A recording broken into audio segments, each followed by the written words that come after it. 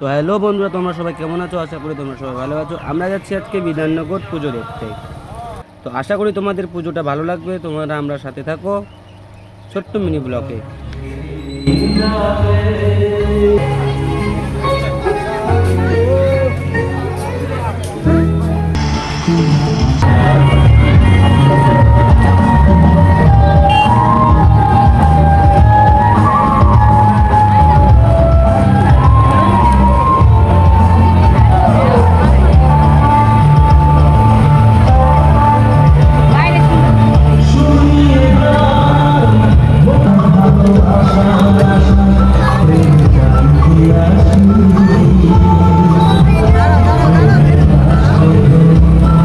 দোকানে গেলাম, এই যে হাতে মোমো নিলাম। মোমো নেওয়ার পর ভাবছি টেস্ট করি।